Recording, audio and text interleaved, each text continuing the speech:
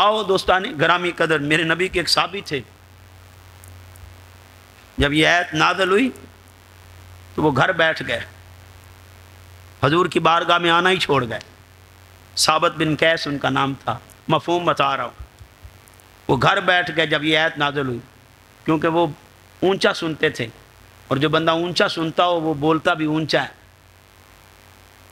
تو وہ گھر بیٹھ گئے، آنا ہی بارگاہ مصطفیٰ میں چھوڑ گئے۔ کہیں ایسا نہ ہو، اس بات کی وجہ سے نہیں، اس وجہ سے کہ میرے تو اعمال گئے، میں تو برباد ہو گیا، میں ہلاک ہو گیا۔ تو دوستان گرامی قدر، میرے آقا جانی فرماتے ہیں مجھے ثابت بن قیس کی خبر تو لا دو، ثابت کے بارے میں بتاؤ، ثابت کا کیا حال ہے۔ تو ایک صحابی کہتے ہیں یا رسول اللہ صلی اللہ علیہ وآلہ وسلم میں خبر لے آؤں؟ حضور فرماتے جاؤ۔ جب گئے تو آپ سر جھکائے بیٹھے ہوئے تھے اور بڑا برا حال تھا، غم سے نڈھال تھے۔ وہ صحابی پوچھتے ہیں کیا حال ہے؟ کہا کوئی حال نہیں، میں تو دوزخی ہو گیا، میرے اعمال سارے ضائع ہو گئے، میں تو حضور کی بارگاہ میں بلند آواز میں بولتا تھا، بلند آواز میں بولتا تھا، میرے اعمال تو گئے، حقارت گئے، میں تو دوزخ میرا مقدر بن گئے۔ یہی حال جب حضور کی بارگاہ میں بیان کیا گیا تو میرے آقا نے فرمایا جاؤ ثابت کے اس ادب کی وجہ سے اسے بشارت دے آؤ، تو دوزخی نہیں، تو جنتی ہے، تو جنتی ہے۔ آؤ عزیزان محتشم، ادب پہلا کرینہ ہے محبت کے کرینوں میں، پہلے سراپائے ادب بنیے۔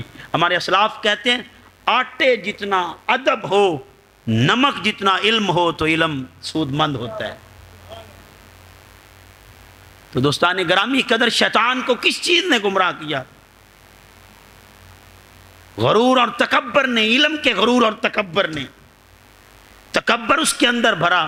تو دوستو اس کو علم تھا یہ مٹی کا بنا ہوا ہے، میں آگ کا بنا ہوں، اس بات کے علم نے اسے گمراہ کر دیا۔ اللہ نے کہا اس کو سجدہ کرو، فسجد الملائکۃ کلہم، سارے گر گئے سجدے میں الا ابلیس، ابلیس اکڑ گیا، غرور کیا، تکبر کیا۔ کیوں کیا؟